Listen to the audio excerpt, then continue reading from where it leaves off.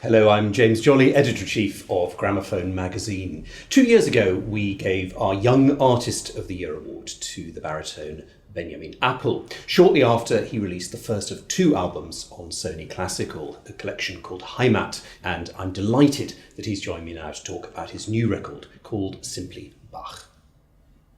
Ben, your first album for Sony was Heimat, which was a wonderfully conceived sort of travelogue and also a journey through your life as a musician. Now your second disc is simply called Bach. And this, I guess, is a reflection on a sort of a milestone, but not just a milestone you've passed, but milestones that run throughout your career. Yes, I thought, as you say, as a first album to put something very personal in a way. And in song recitals you can really create that better than I think anywhere else, to bring, and I think that's maybe also right now very popular, to bring more of yourself into something, into an album or into to a concert. And Heimat in this way was something which was very dear to me after moving to London and being here and asking yourself where you belong. It's also something very personal, but I think with the title of just Bach, it explains everything and it contains everything in so much. So you don't have actually find another title, a special title, and trying to be very creative or something to find a special title. I think Bach, those 4 letters say a lot and really embrace a lot. And I think that's the essence of his music. For a German singer, what does Bach mean for you? That's quite a big question. Well, when you go to school, and I went to a music school, of course Bach has a huge part in music theory, in lessons, but also in the boys' choir where I sang, we did a lot of his motets. And so from very early on, you have this admiration and really like he's like a hero for many of us. And there are a lot of Bach festivals in Germany, and of course cantatas are sung in churches, and the parish is singing all his chorales and so on. So it's very rooted in German culture, probably more than any other composers, and therefore it's something very dear where you actually look up, where you think it's tricky. It's not easy to really get into it and also to perform it in the end. But I think it's wonderful to have a chance to record it because it's so, as I said, so admired by people. And so I think he has the most special place of all the composers in Germany. And does he write well for the voice? There seems to be a sort of naturalness to his writing. Definitely. Of course, there are always the questions about tuning and the pitches in different places where he composed. For example, one aria on the album is very high, and we actually also put it down a semitone because in this little place the organ was apparently quite low, so that he wrote just a third higher than, or even a fourth higher than normally he would write. And now when you see it on the score, it's quite tricky and challenging to sing. He definitely knew his way to write for voices. Sometimes I think either his boys were amazing in singing all this difficult music, or he just had something in mind and they were never able to really get up to this level to sing it. It's demanding, but I think he knows exactly where voices lie and how to write, and also how long phrases should be and so on. And you're a baritone. Quite a lot of the Bach parts that you would sing sort of occupy that strange sort of, are they baritone, are they bass baritone, are they bass? I mean, what sort of voice do you think he had in mind, or would he have tailored it for what he had available? I really think he tailored it for every occasion he had. Singers changed, especially also boys, but also in the male singers, they changed, and I'm sure he wrote things for certain singers. Now we don't know exactly which singers they were, but surely some of the parts in some cantatas are lower, some of them sit higher. So and that's the wonderful thing. He has so many cantatas in the end, and to really pick was quite difficult. So I listened, I don't know, for hundreds of hours to all his cantatas, looked in all the scores. And then the difficult thing was really, first of all, to choose the ones which fit the voice and sit nicely, but then also to find nice different styles and tempi and dynamic arias. So it's always a challenge when you put a disc together or an album together to find the right music for it. And I get the feeling listening, when you listen to the Passions and the cantatas, that the baritone voice for Bach was the kind of voice of every man. You know, the evangelist is the tenor, but the man is the baritone. Definitely.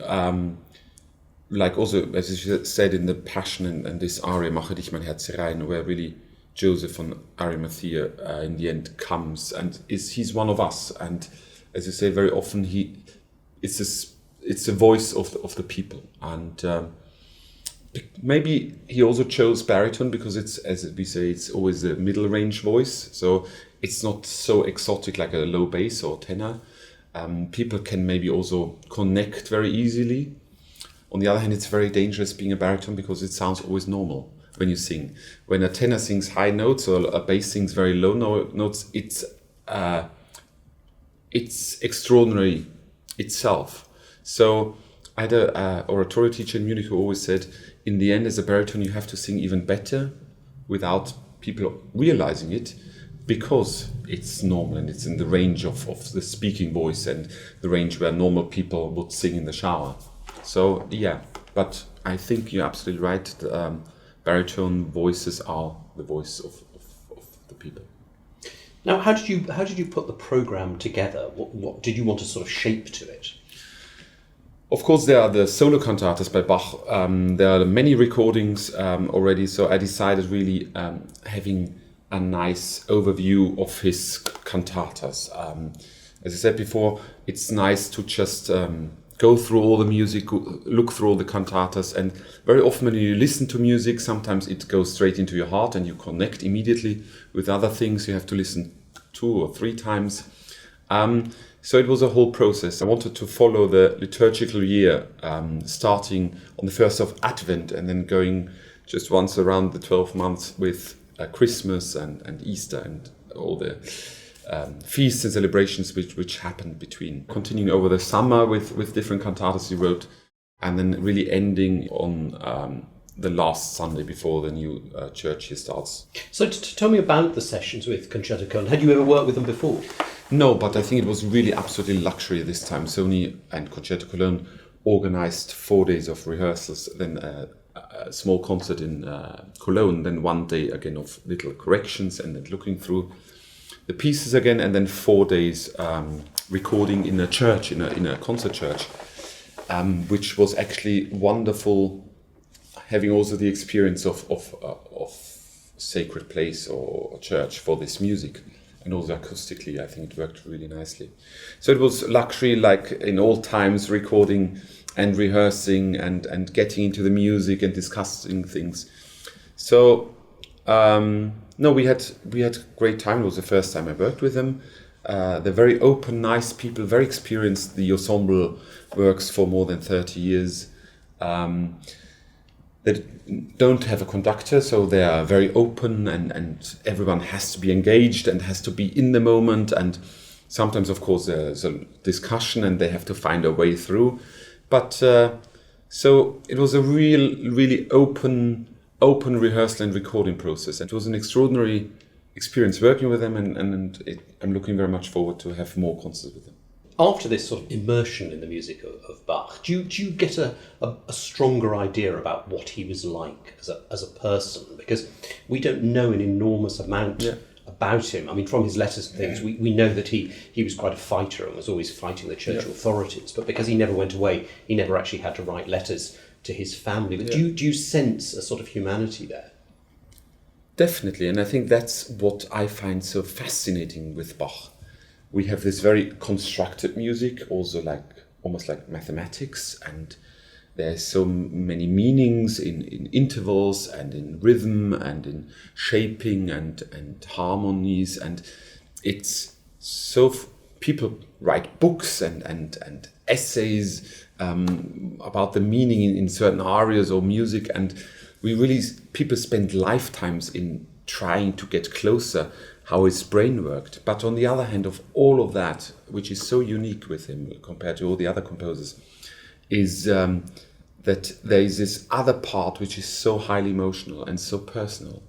And sometimes I think when I sing Bach, you have to go through all these constructions and learn really from the basics and then the things, and then there's this light coming through, shimmering through with emotions, with human feelings, with maybe who he was. And this kind of daily challenge, getting through the constructions and seeing also the other side, is the most satisfying element, actually. And I think that's what makes him so special. And this deep spirituality he had, you really feel in every note. But that's the challenge, and that's a wonderful thing, because you have the feeling you never get close enough. And he was a genius, and there are so many aspects and facets you have to find out, or you want to find out. And it's really a lifetime achievement if you will get it within a lifetime.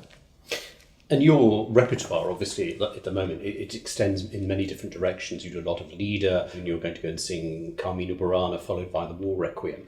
I get the feeling that Bach, though, is the thread that runs throughout your musical life. One teacher once said, when you can sing Bach, you can sing everything. And it's kind of true. And I remember when I was a chorister, and we sang once one of his motets, Der Geist hilft unsere Schwachheit auf. I was in the alto section, and after 5 bars, we had a false entrance, and the whole piece collapsed, and we had to stop in the concert, in the performance. And this happened maybe in total 2 or 3 times in my whole life as a chorister. So, but it gave me immediately the feeling that he's really difficult to sing, and all these coloraturas and the structure. And for a boy, this is a moment, actually, when I recorded or prepared the disc, I was reminded of this moment, and you can see how challenging this is. But it's a challenge in a way that you don't want to give up, you want to improve and get better. And that's really what, as you say, it's a thread through life and singing, that you always come back, because you think that's actually the composer where you can improve, where you can see the little steps, and that's wonderful to really be able from time to time to come back and perform his music. And presumably it's almost like a kind of magnet around Christmas and Easter. Definitely. That you're just sort of attracted back to the music of Bach. It's almost impossible. You feel really like it's not Christmas when you're not able to sing his oratorio, Christmas oratorio, or same with Easter. And are there plans to actually take this programme on tour? Yeah, I'm having a few concerts, especially in Germany with Concerto Köln, for different Bach festivals. I'm doing quite a lot of Bach generally, also with Reinhard Goebel. He asked me to do wonderful projects with him, doing then the solo cantatas, Ich habe genug, and some others, solo cantatas by Bach's sons, but also with a French ensemble Masque, and Olivier Fortin. We are right now working on touring Bach program. So it will be definitely one of the focuses of my work for the next few years. I mean, at the moment, your career focuses on Lieder recitals and oratorio work with a little bit of opera. How do you see things developing over the next few years? I love Lieder. It's certainly something I'm most familiar with, and where you are your own stage director, your own conductor, you can create the order, you can create the programs, themes. I think it's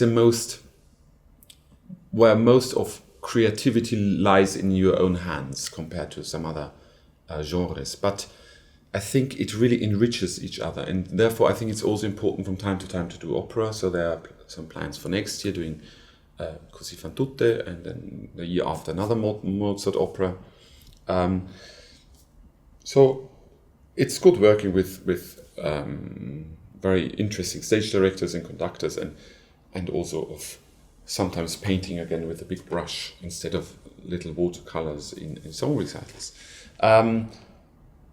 But the thing is, I find so interesting to then also do oratorio, do orchestral songs, meeting other people, meeting other musicians. Sometimes when you do song recitals with your pianist, it's a very small world, which is wonderful, but sometimes you lose also a little bit the inspiration of other instrumentalists, of conductors, and therefore I think we have to be always open as artists, try to become a better artist and finding better interpretations or more colors or being more human. And therefore I think for me it's very important to work with a lot of different people, different styles, different periods, different repertoire. So yeah, I feel very lucky that I'm right now able to do all of that. Do you as an artist, if you give a performance, say, of something you've not done before, do you suddenly think, actually, that was an incredible, I sort of feel that I've taken a noticeable step up? Yeah, especially with new repertoire, or in periods where you're not feeling very well, either something is going on in your life or whatever. These are actually the biggest challenges, but also very often the biggest steps forward. So what have you been up to in the recording studio recently? I had the chance to record with Ivor Bolton and the Basel Symphony Orchestra some Mahler songs in arrangements by Berio. Early Mahler songs, I think the arrangements are really beautiful. We recorded that in Basel with the Basel Symphony Orchestra. Ivor is the principal conductor, and we had a really wonderful day. So it was great after recording with a Baroque band, now with a full symphony orchestra. And I'm right now talking to my people at Sony about further next projects, so it will be something else again.